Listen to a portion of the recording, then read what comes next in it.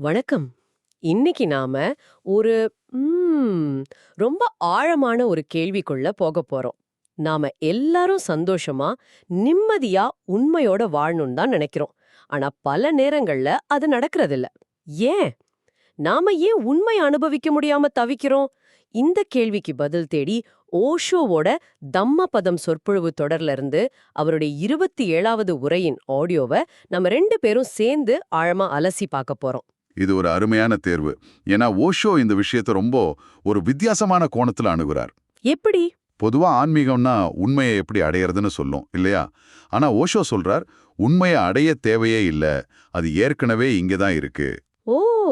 ஆமா, சூரியன் காலையிலேயே உதிச்சிடுச்சு, ஆனா நாம தான் கண்ணை இறுக்கமா மூடிட்டு இருக்கோம்னு சொல்றார். அப்போ பிரச்சனை உண்மையை கண்டுபிடிக்கிறதுல இல்ல. அப்போ எங்க தான் பிரச்சனை? கண்ண மூடிட்டு இருக்கோம்னு சொல்றீங்க.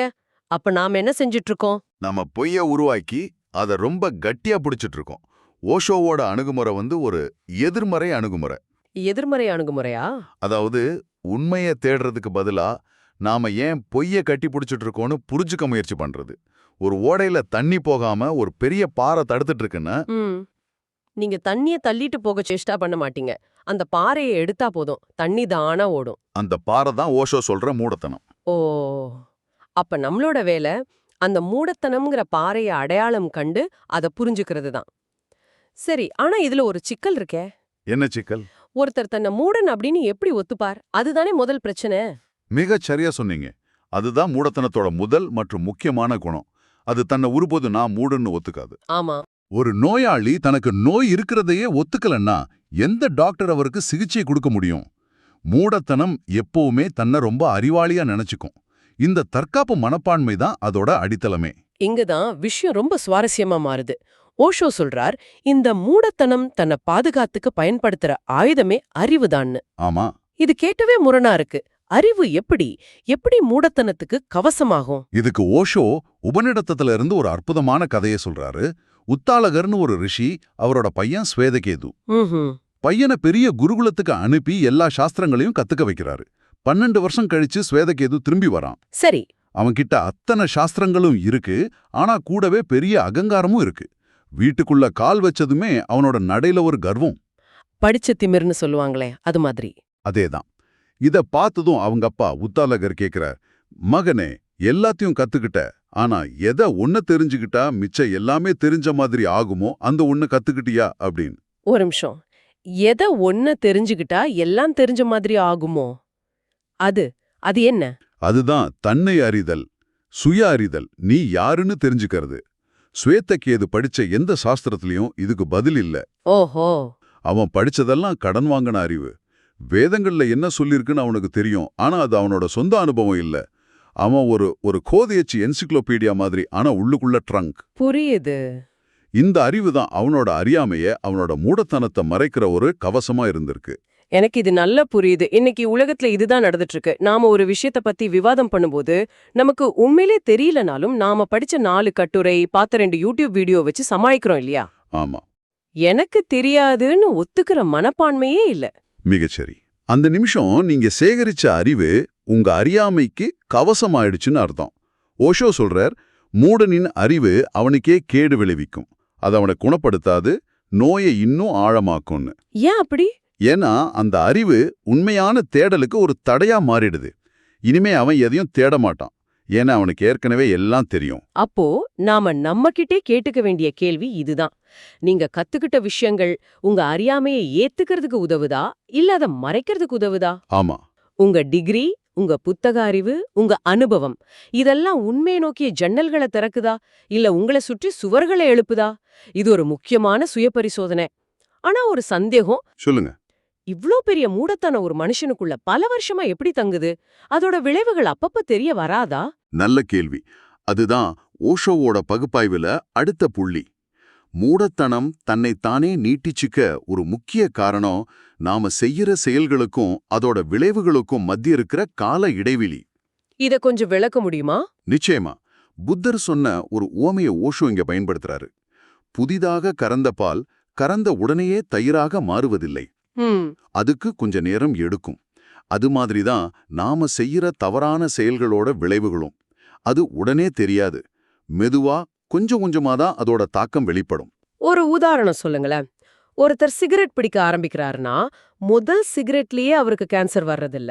ஆமா, பல வருஷம் கழிச்சுதான் அதோட விளைவு தெரியுது. அந்த இடைப்பட்ட காலத்துல அவர் தன்னைத்தானே சமாதானப்படுத்திக்கிறாரு. பாரு, எனக்கு ஒன்னும் ஆகல அப்படின்னு. இதுவா நீங்க சொல்றது? அருமையான உதாரணம். அது உடல் ரீதியான விஷயம். இதே மன ரீதியா யோசிச்சு பாருங்க. ஓஷோ சொல்றார், ஒருத்தர் உங்களை அவமானப்படுத்துறாருன்னு வச்சுப்போம். சரி. உங்களுக்கு உடனே கோபம் வருது, காயப்படுறீங்க. நீங்க என்ன நினைப்பீங்க?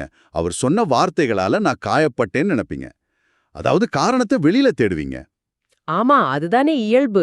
அவர் திட்டுனதால தானே எனக்கு கோபம் வந்தது. இங்க தான் ஓஷோ ஆழமா போறார்.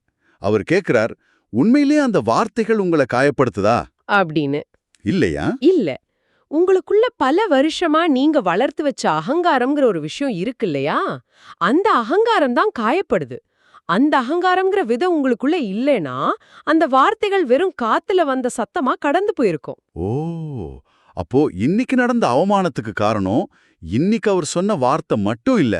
பல வருஷமா நான் உள்ளுக்குள்ள தயார் செஞ்சு வச்சிருந்த அந்த அகங்காரம் தான் உண்மையான காரணம். சரியா புரிஞ்சுகிட்டீங்க. பால் தயிராகிறதுக்கு எப்படி நேரம் எடுத்ததோ, அதே மாதிரி இந்த அகங்காரம் உருவாகிறதுக்கும் பல வருஷம் ஆயிருக்கு. அதேதான். காரணத்தை வெளியில தேடுறது மூடத்தனம். உள்ளுக்குள்ள தேடுறது தான் ஞானம். இதுதான் ஓஷோவோட மையச் செய்தி. உங்க சந்தோஷத்துக்கும் சரி, துக்கத்துக்கும் சரி, நீங்க தான் காரணம். இதை ஏத்துக்கிற வரைக்கும் நாம சுவேதகேது மாதிரி கடன் வாங்கின அறிவுல தான் வாழ்ந்துட்டு இருப்போம். நம்ம மத்தவங்கள குறை சொல்றதை நிறுத்திட்டு, எனக்குள்ள என்ன நடக்குது, ஏன் எனக்கு இப்படி ஒரு உணர்வு வருதுன்னு கேட்க ஆரம்பிக்கும் போதுதான் உண்மையான பயணம் தொடங்குது. இது ஒரு பெரிய மனமாற்றத்தை ஏற்படுத்துற சிந்தனை. சரி, இந்த மூடத்தனம் எப்படி செயல்படுது, அதோட விளைவுகள் ஏன் தாமதமாகுதுன்னு பார்த்தோம். இதுக்கு அடுத்தபடியா நம்மளோட ஒட்டுமொத்த வாழ்க்கையின் நோக்கத்தையே கேள்வி கேட்கிற ஒரு விஷயத்த ஓஷோ பேசுறார். ஆமா, லாபத்தின் பாதை, நிர்வாணத்தின் பாதைன்னு 2 வழிகளை பத்தி சொல்றாரு. அது என்ன? ஆமா, இதுதான் இந்த உரையின் உச்சக்கட்டம்னு கூட சொல்லலாம். நாம நம்ம வாழ்க்கையில செய்யற ஒவ்வொரு செயலுக்கும் பின்னாடி இருக்கிற நோக்கத்தை இது கேள்வி கேக்குது. லாபத்தின் பாதை அப்படிங்கிறது நாம இயல்பா வாழ்ற வாழ்க்கை. அதாவது எது செஞ்சாலும் எனக்கு என்ன கிடைக்கும்னு கேக்குறது. நான் எதுக்கு தியானம் பண்ணணும்? பண்ணா மன அமைதி கிடைக்குமா? நான் எதுக்கு நல்லது பண்ணணும்? பண்ணா சொர்க்கம் கிடைக்குமா? இந்த மாதிரி ஒவ்வொரு செயலுக்கும் ஒரு லாபத்தை எதிர்பார்க்கறது. மிகச்சரியா. இந்த பாதையில ஒவ்வொரு செயலும் இன்னொரு இலக்க அடையிறதுக்கான ஒரு கருவி மட்டும்தான். வேலை செய்யறது சம்பளத்துக்காக, படிக்கிறது பட்டத்துக்காக, அன்பு செலுத்துறது பதிலுக்கு அன்பு கிடைக்கும்னு இங்க எதுவுமே அதுக்காகவே செய்யப்படுறதில்ல. எல்லாமே ஒரு வியாபாரம் தான். ஆமா, நீங்க எப்பவும் எதிர்காலத்துல தான் வாழ்வீங்க. நிகழ்காலம் ஒரு சுமையா இருக்கும். கேட்கவே கஷ்டமா இருக்கு. ஆனா இதுதான் நிஜம். அப்போ நிர்வாணத்தின் பாதை அப்படிங்கிறது என்ன? அதுக்கு நேரா எதிர்மறையானதா? முற்றிலும். நிர்வாணத்தின் பாதையில ஒவ்வொரு செயலும் அதுக்குள்ளேயே முழுமையானது. அது ஒரு முடிவே தவிர இன்னொரு இலக்குக்கான கருவி இல்ல. ஒரு உதாரணம் சொல்லுங்களேன். ஓஷோ ஒரு அழகான கேள்வி கேட்கிறார். பறவைகள் எதுக்காக பாடுது? பூக்கள் எதுக்காக மலருது? அதுக்கு ஏதாவது லாபம் கிடைக்குமா? இல்லையே. இல்ல. பாடுறதே அதோட ஆனந்தம், மலர்வதே அதோட கொண்டாட்டம். வாவ்! அப்போ ஒரு செயல அதோட பலனை எதிர்பார்க்காம அந்த செயலை செய்வதற்காகவே செய்வது, அந்த செயலிலேயே மூழ்கி அதையே கொண்டாட்டமா மாத்துறது, இதுதான் நிர்வாணத்தின் பாதையா? அதேதான். நீங்க பிரார்த்தனை செய்றீங்கன்னா அந்த பிரார்த்தனை செய்யற கணமே முழுமையானது. அதுவே ஆனந்தம். பிரார்த்தனை செஞ்சு முடிச்சதும் கடவுள்கிட்ட ஒரு பெரிய விஷ் லிஸ்ட நீட்டினீங்கன்னா அப்போ அந்த பிரார்த்தனை பொய்யானது. அவன் லாபத்தின் பாதையைச் சேர்ந்ததுன்னு ஓஷோ சொல்றார். காதலிப்பது காதலுக்காகவே, வேலை செய்வது அந்த வேலையின் மீதான ஈடுபாட்டால், அந்த வேலையிலேயே கிடைக்கும் சந்திருப்திக்காக நீங்க நிகழ்காலத்துல முழுமையா வாழ ஆரம்பிக்கிறீங்க. இது வாழ்க்கைய பாக்குற விதத்தையே மாத்துது. இது எனக்கு ஒரு விஷயத்தை ஞாபகப்படுத்துது. நிறைய பேர் உடற்பயிற்சி செய்யறத வெறுப்பாங்க. ஆனா எடை குறையணுங்கிற லாபத்துக்காக அது ஒரு கடமையா செய்வாங்க. ஓஷோவோட பார்வையில பார்த்தா அவங்க இயக்கத்தோட ஆனந்தத்தையே இழந்துடுறாங்க. மிக அருமையான பொருத்தம். அந்த உடற்பயிற்சி செய்யற ஒவ்வொரு கணத்தையும் கொண்டாட்டமா மாத்த முடிஞ்சா அது நிர்வாணத்தின் பாதை. அந்த செயலே உங்களுக்கு பரிசா மாறும்போது வாழ்க்கை கொண்டாட்டமா மாறுது. லாபத்தின் பாதையில எப்பவும் பதற்றம், போட்டி, ஏமாற்றம் இருக்கும். நிர்வாணத்தின் பாதையில அமைதியும் ஆனந்தமும் முழுமையும் இருக்கும். ஏன்னா நீங்க எதையும் எதிர்பார்க்கல. சரி, அப்போ நம்மகிட்ட இருக்கிற மூடத்தனத்தை அறிவால மறைக்கிறோம். நம்ம செயல்களோட விளைவுகள் தள்ளி போறதால அதையே தொடர்றோம். அப்புறம் நம்ம வாழ்க்கைய லாப நோக்கோட அணுகுறோம். இது எல்லாத்துக்கும் தீர்வு என்ன? இது எல்லாத்தையும் மாத்துறதுக்கான திறவுகோல் எங்க இருக்கு? ஓஷோ அதுக்கு என்ன சொல்றார்? எல்லாத்தையும் இணைக்கிற ஒரு மையப்புள்ளிக்கு ஓஷோ வரார். தீர்வு வெளியில இல்ல, உங்களுக்குள்ள தான் இருக்கு. நீங்க பார்க்கிற இந்த உலகமே உங்க உள் மனசோட ஒரு பிரதிபலிப்பு தான் சொல்றார். உங்க பார்வை மாறினா உலகமே மாறிடும். ஆமா, உலகம் மாறாது. ஆனா நமக்கு தெரியற உலகம் மாறிடும். இத விளக்க அவர் ஒரு சக்திவானமோ உதாரணம் சொல்றார். என்ன அது? அவர் அவரோட நண்பரோட ஒரு பூங்கால உட்கார்ந்திருக்கார். தூரத்துல ஒரு அழகான பெண் நடந்து வராங்க. அத பார்த்ததும் அவரோட நண்பர் அந்த பெண்ணோட அழக வர்ணிச்சு ஆசையோட சில விஷயங்களை பேசுறார். சரி. அந்த பெண் கொஞ்சம் கொஞ்சமா நடந்து கிட்ட வராங்க. அப்போதான் நண்பருக்கு தெரியுது அது அவரோட சொந்த தங்கைன்னு. அடடே! தெரிஞ்ச மறுகணமே அவரோட மனநிலை தலைகீழா மாறுது.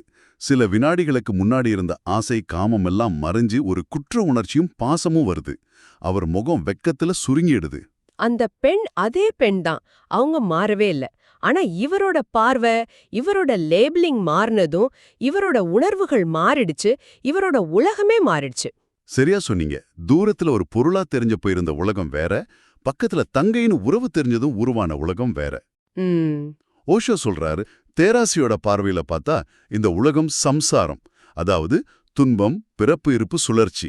அதே உலகத்தை பேராசை இல்லாத, எதிர்பார்ப்புகள் இல்லாத நிர்வாணத்தின் பார்வையோட பார்த்தா இதே உலகம் பரமாத்மா, அதாவது தெய்வீகமானது. அப்போ பிரச்சனை உலகத்துல இல்ல. நாம உலகத்தை பார்க்க பயன்படுத்துற கண்ணாடியில தான் இருக்கு. நாம உலகத்தை மாத்த முயற்சி பண்ண வேண்டியதில்ல. நம்ம கண்ணாடியே, நம்ம பார்வைய மாத்துனா போதும். இதத்தான் ஞானிகள் காலங்காலமா சொல்லிட்டு வர்றாங்க. நான் என் வழிய மாற்றிய போது பூமியின் நிறமே மாறியதுன்னு ஒரு கவிதை வரி உண்டு. ஆமாம். அது மாதிரி உங்க மனசுக்குள்ள அமைதி இருந்தா வெளியில எவ்வளவு குழப்பம் இருந்தாலும் அது உங்களை பாதிக்காது. உங்க மனசுக்குள்ள குழப்பம் இருந்தா நீங்க சொர்க்கத்துல இருந்தாலும் அது உங்களுக்கு நரகமா தான் தெரியும். ஆக இந்த முழு உரையாடலையும் தொகுத்து பார்த்தா ஓஷோவோட 27வது தம்மபத உரை நமக்கு என்ன சொல்ல வருதுன்னா, உண்மையை தேடி வெளியில அலையாதீங்க. உங்களுக்கு இருக்கிற அந்த மூடத்தனங்கிற பாறைய முதல்ல கவனிங்க. அது எப்படி தன்னைத்தானே அழிவை கொண்டு பாதுகாக்குது, எப்படி செயல்களோட விளைவுகளை தள்ளி போட்டு தனியே நியாயப்படுத்துது, எப்படி ஒவ்வொரு செயலையும் லாப நோக்கோட அணுகுதுன்னு புரிஞ்சுக்க முயற்சி பண்ணுங்க. அந்த புரிதல் வர ஆரம்பிக்கும் போதே அந்த பாறையில விரிசல்கள் விழ ஆரம்பிச்சிடும். நீங்க அதை முழுசா புரிஞ்சுக்கிறப்போ அந்த பாறை கரைஞ்சு போகும். அப்புறம் நீங்க எதையும் செய்ய தேவையில்லை. உங்களுக்குள்ள இருக்கிற அந்த உண்மைங்கிற நீரோட தானா பெருக்கெடுத்து ஓடும். அதுதான் நிர்வாணம், அதுதான் கொண்டாட்டம். இந்த ஆழமான அலசலின் இறுதியில உங்களுக்காக ஒரு சிந்தனைய விட்டுச் செல்கிறோம். ஆமா, ஒரு நிமிஷம் யோசிச்சு பாருங்க. உங்க வாழ்க்கையில நீங்க செய்யற ஒவ்வொரு செயலும், அது உங்க வேலையா இருக்கலாம், உங்க உறவுகளா இருக்கலாம், இல்ல நீங்க செய்யற ஆன்மீக பயிற்சிகளா கூட இருக்கலாம். அதை நீங்க வேற ஏதோ ஒரு லாபத்துக்கான கருவியா பாக்குறீங்களா? இல்ல, அந்த செயலே ஒரு முழுமையான அனுபவமா, அதன் சொந்த ஆனந்தமா இருக்க நீங்க அனுபவிக்கிறீங்களா? நீங்க பாக்குற கண்ணாடிய மாத்த முயற்சி செஞ்சா, நீங்க பாக்குற உலகம் எப்படி மாறும்னு சிந்திச்சு பாருங்க.